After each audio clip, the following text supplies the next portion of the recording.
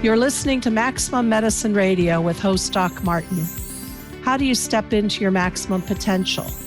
How do you connect your spiritual drive with your physical path?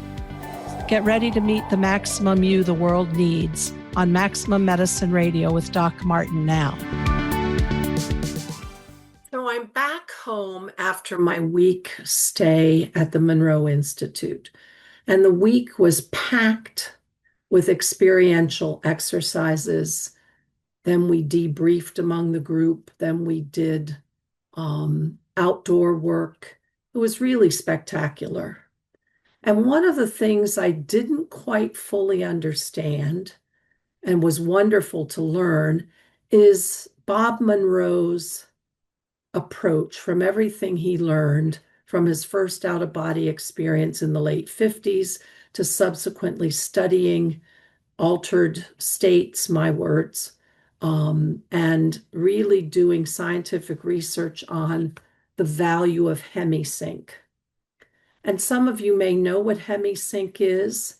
Hemi-Sync takes into account the fact that when hearing a particular frequency, and our ears can hear, I think I've got this right, 20 hertz to 40 hertz, the brain can entrain its frequency to that frequency. So if you're in deep meditation, which is a frequency maybe 4 to 8 hertz, that's not audible sound. But Bob Monroe, being a sound expert, was able to figure out that if you put 100 hertz in one ear and 104 hertz in the other ear, they cancel, leaving the 4 hertz to which the brain resonates, and it's called entanglement. No, I lied. It's called entrainment. So Bob developed and patented hemispheric synchronization. So all of the exercises had this hemi-sync music, which had underlying frequencies to entrain our brains to go to certain frequencies of meditation. And quite truthfully, the frequencies, although I couldn't audibly hear them or know them, I mean, I was tripping out in my meditative state, take you to different, I'll use my words, dimensions, different frequencies of experience. Bob Monroe called those focus levels. And I talked earlier that we had focus level that I call the place before creation. And we had a focus level that I called what we might now in, today's spiritual teachings, we would call unity consciousness. Spectacular. If you have a chance to go, the Monroe Institute outside of Charlottesville, Virginia. One of the things that was so clear to me, and I'll tell you the story of how it presented, but was so clear to me of how we can get trapped ourselves, the consensual, in this bubble that I'll call a thought form. Other people call it that too. And I saw it like an eggshell.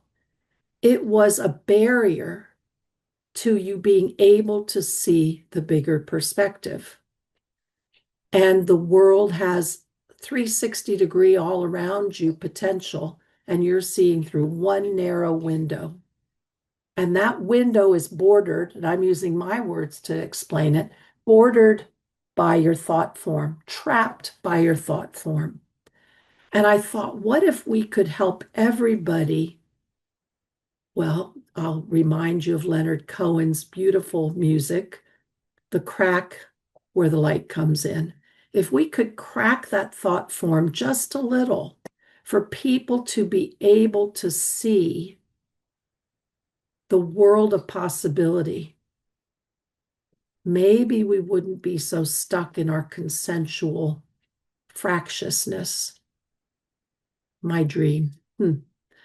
Well, one of the experiences Bob recounted, he had one of his experimental subjects who was able to go into a deep enough state. She actually channeled an intelligence that then, And this is, we're talking the days of, do you remember the books by Jane Roberts where she channeled Seth? So in those sessions, an intelligence came through and told Bob, there is a soul you're going to meet. I'll use my words recounting this, and you can help. Well, what the experimental subject, her name was Rosie McKnight, what she channeled was a young man who was a ship's cook, and the ship blew up from an explosion, and he was in the water, stuck, holding onto a log, freezing in the dark. Well, he was dead. But he was in this existence. We might call it purgatory. We might call it limbo. We might call he had not crossed over. And he was sobbing. Well, I was sobbing listening to the video that Bob had recorded of that session. And Bob was able to get this young man, soul. And by the way, this happened in 1820. So you can see how these things happen irrespective of time and place. Happened off the coast of Scotland. And he was able to get this soul to see that you are more, that there are other dimensions you can access. All you have to do is open, my words, your window of perception. He got the kid to look up. The kid hadn't looked up in his experience. He was only seeing the darkness, worried about sharks, hanging onto a log, flotsam, just clinging, cold, thinking it had only been 12 hours. And he got the kid to look up, and the kid saw a hand coming down through the sky. I'll call it sky. And then he saw his mother and father, and he was filled with the light and the love and the expansiveness. And all of a sudden, all those tears turned to joy. And I was sobbing because this soul was able to remember how expanded we really are, how big we are, how eternal we are. And I just was struck by the sacred quality of this work. Our thought forms keep us small. Excuse me. So be willing to challenge your limiting belief. Be willing to see that there is more. Be willing to step outside of what you are certain is true, because it may not be, probably isn't. And I was struck by the sacredness, excuse me, bad allergy season. I was struck by the sacredness of this work, of lifting a person out of that limbo zone into the light. And believe me, I signed up immediately for the course where they teach you more in depth of how to do this. In shamanism, we were taught about soul retrieval, and those were pieces of your soul because we do exist in multiple dimensions. Padmasambhava talks about your emanations. We have multiple emanations that aren't even in this awareness. And soul retrieval can pull your pieces back, especially powerful after trauma, after some PTSD event. But here there's another piece where you can actually get a soul that is no longer incarnated to return to freedom and expansion and light and joy. Wow, powerful, powerful.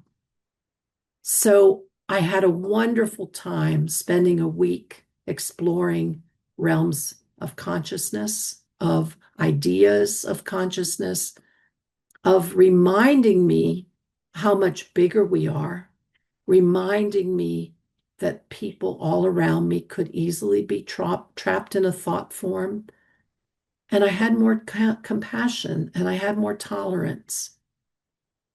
And I just sometimes just shook my head. This poor person, they don't see how big the horizon is, the frontiers they could be experiencing.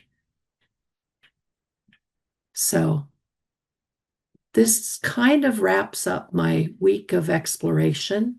And I'm sure more is going to come to me and I'm going to process more. And I'll be sure to share it with you. But that's all for now.